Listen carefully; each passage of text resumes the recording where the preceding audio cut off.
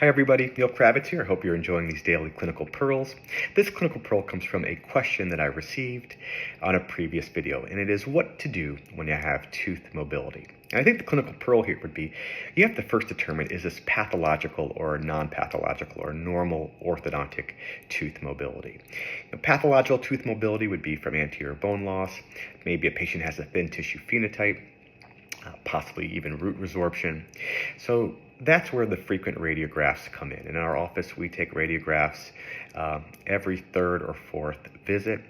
It's important to also sit down with the patient and don't be afraid to really wiggle the teeth. I always wiggle the anterior teeth. Look at the lower anterior teeth. Look for the maxillary second molars. Oftentimes there's bone loss between the first and second molars, and you have to make sure that those areas are being watched carefully. And if a patient has periodontal disease or had periodontal disease before they started treatment, they better have had a orthodontic pre-authorization, and you need to see those patients every 4 weeks. You can't put them on an 8 or a 10-week protocol. You need to see those patients more frequently. You need to make sure you're sitting down with those patients and really feeling the teeth and making sure they're stabilized. For non-pathological or normal orthodontic tooth movement, the biggest concern typically happens in the lower anterior region for Invisalign patients when you have done inadequate IPR. It can be quite alarming, but it is very normal. There's a couple tricks that you can do. One, I like to do the IPR before the refinement scan. So if I know I'm getting inadequate IPR, which is contributing to the unwanted tooth mobility, we'll do the IPR and then scan the teeth. And I probably will have to do more IPR on the first visit when they get their refinement aligners.